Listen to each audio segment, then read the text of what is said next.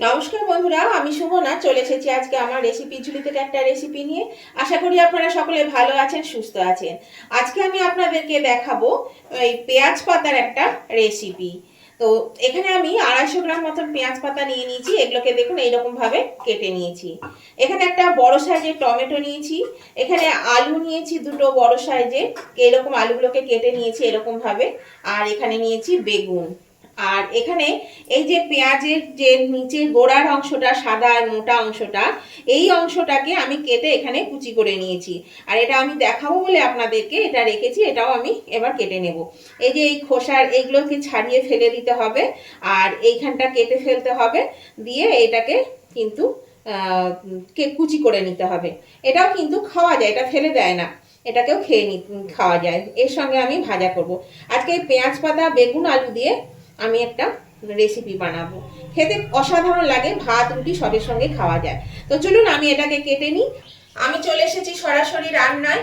আমি তেল গরম করে দিয়েছি, কড়াইয়ে তেল দিয়ে তেল গরম হয়ে গেছে। এর মধ্যে আমি প্রথমেই বেগুনটাকে ভেজে নেব, একটু লালচে লালচে করে প্রথমে বেগুনটাকে ভেজে নিই। নুন হলুদ ছাড়া কিন্তু আমি বেগুনটা ভেজে নিলাম। বেগুনটা ভাজা হয়ে গেছে, আমি বেগুনটা তুলে নিচ্ছি। এবার কড়াই আমি তেল গরম করে নিয়েছি, আবার তেল দিয়ে দিয়ে একটু কালো জিরে হাফ চামচ আর 2 টুকরো শুকনো লঙ্কা আমি দিয়ে দিলাম। ফোড়নটা একটু ভেজে নেব হালকা করে, এই 10-12 সেকেন্ড একটু ভাজা হয়ে যাবে। এবার আমি এর মধ্যে দিয়ে দেব কেটে রাখা আলু। আলুটা দিয়ে আমি এবার একটু আলুটা ভাজা করে নেব, বেশ একটু মানে ব্রাউন কালার আসবে। আর ঢাকা দিয়ে কিন্তু আলুটা একটু ভেজে নেব। এর মধ্যে দিয়ে দিচ্ছি হাফ চামচ নুন, আর দিয়ে দিচ্ছি সামান্য একটু হলুদ। এবার এটা নাড়াচাড়া করে আমি এটা ঢাকা দিয়ে দেব। আলুটা কিন্তু একদিকে ভাজা হবে আর একদিকে সেদ্ধ হবে, সেই জন্য আলুটা আমি ঢাকা দিয়ে দিচ্ছি মিনিট 3-4 জন্য। আঁচটাকে মিডিয়ামে দিয়ে দিলাম। 3-4 মিনিট পর ফিরে এলাম, ঢাকাটা আমি খুলে দিলাম। দেখুন আলুগুলো কিন্তু বেশ সেদ্ধ হয়ে এসছে, মোটামুটি 80% সেদ্ধ হয়ে গেছে, 80 থেকে 90%। এবার আমি এই গ্যাসটা আবার বাড়িয়ে দিলাম ভালো করে। দিয়ে এই যে কেটে রাখা পেঁয়াজের যে গোড়ার অংশটা, শক্তর অংশটা, এইটা আমি এর মধ্যে দিয়ে দিচ্ছি। এটা দিয়ে একটু আগে নাড়াচাড়া করে নেব, মিনিট 2 মতো এটা দিয়ে নাড়াচাড়া করে নেব। এবার আমি এর মধ্যে দিয়ে দিচ্ছি টমেটোটা কেটে নিলাম, সেই টমেটোটা আমি দিয়ে দিলাম। আর দিয়ে দিচ্ছি এখানে হাফ চামচ জিরে গুঁড়ো, হাফ চামচ ধনে গুঁড়ো, সামান্য মশলা দিলাম। আর দিয়ে দেবো হাফ চামচ কাশ্মীরি লঙ্কা গুঁড়ো, একটু কালারটা ভালো হওয়ার জন্য। আর দিয়ে দিচ্ছি স্বাদ অনুযায়ী নুন আর হলুদ।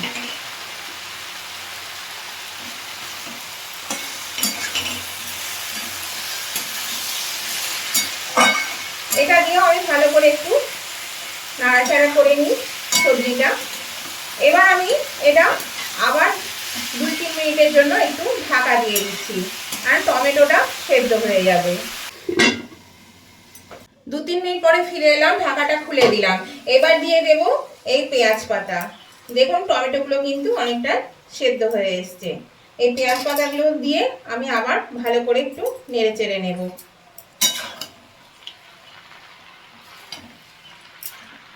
পেঁয়াজ পাতাগুলো নেড়ে চেড়ে নিয়েছি, দিয়ে দিলাম 4টে কাঁচা লঙ্কা চেরা, আর দিয়ে দিচ্ছি ভেজে রাখা বেগুন। এবার এই বেগুনটা দিয়ে ভালো করে আমি এগুলো নাড়াচাড়া করে নেব।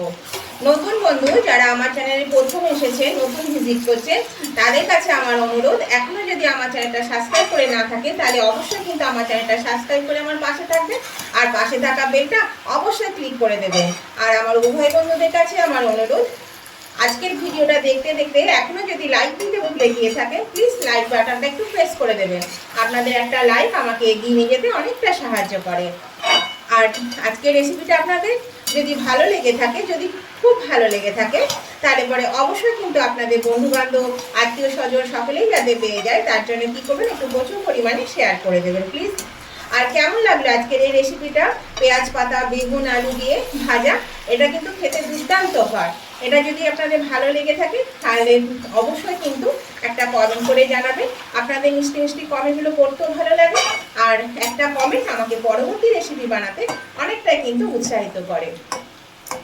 আর এটা ভাত, রুটি, পরোটা সবের সঙ্গে কিন্তু খুব ভালো লাগে খেতে। একবার হলেও করে খেয়ে দেখবেন, দেখবেন এটা কিন্তু ভীষণই ভালো লাগবে খেতে। আমরা পেঁয়াজটা এমনিই পছন্দ করি, পেঁয়াজের গন্ধটা ভীষণই ভালো লাগে। তো সেখানে পেঁয়াজ পাতা বা পেঁয়াজের যে কচি অংশ সেইগুলো দেওয়া আছে এর মধ্যে, সেই জন্য এটার টেস্টটাও কিন্তু খুবই ভালো লাগে খেতে। তো এটা দেখুন আমি বেগুনটা দিয়ে একটু নাড়াচাড়া করে দিলাম ভালো করে। এবার আমি এটা একটু মিনিট 2-3 জন্য ঢাকা দিয়ে দেবো। তাহলে বেগুনটাও সিদ্ধ হয়ে যাবে আর সব সিদ্ধ হয়ে যাবে।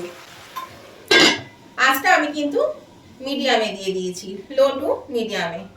3 মিনিট পরে ফিরে এলাম, ঢাকাটা খুলে দিলাম।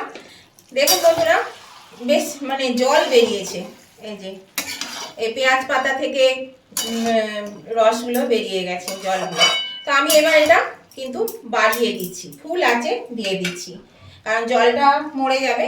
আর দিয়ে দিচ্ছি 1/2 চামচ চিনি, এটার ব্যালেন্সটা ঠিক থাকবে, সেই জন্য চিনি দিয়ে দিলাম একটু। এটা ভালো করে নেড়ে চেড়ে কিন্তু আমি এই জলটাকে একটু শুকিয়ে নেব। এটা খেতে কিন্তু সত্যিই খুব সুন্দর হয়, অবশ্যই কিন্তু করে খাবেন যদি এখনো পর্যন্ত না খেয়েছেন। আর খেয়ে থাকলে তো আপনারা জানেনই। দেখুন জলটা কিন্তু শুকিয়েও এসছে, এই মিনিট খানেকের মধ্যেই জলটা শুকিয়ে যাবে। আর সব সেদ্ধ হয়ে গেছে, বেগুন, আলু, পেঁয়াজ পাতা সব সেদ্ধ হয়ে গেছে।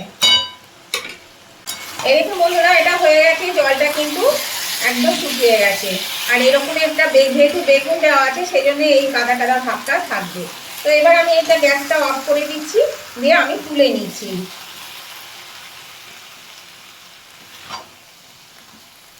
এরকম বন্ধুরা আমি নামিয়ে নিয়েছি, দেখুন কত সুন্দর দেখতে হয়েছে, আর খেতেও কিন্তু অসাধারণ হয়।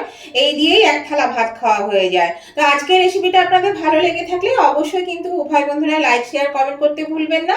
আর নতুন বন্ধুরা চ্যানেলটাকে সাবস্ক্রাইব করে আমার পাশে থাকবেন, আর পাশে থাকা বেলটা অবশ্যই ক্লিক করে দেবেন। তাহলে আজকের মতন ভিডিওটা আমি এখানেই শেষ করছি। আবার আমি নতুন ধরনের নতুন কোনো ভিডিও নিয়ে চলে আসবো। ততদিন আপনারা ভালো থাকুন, সুস্থ থাকুন, টাটা, বাই বাই।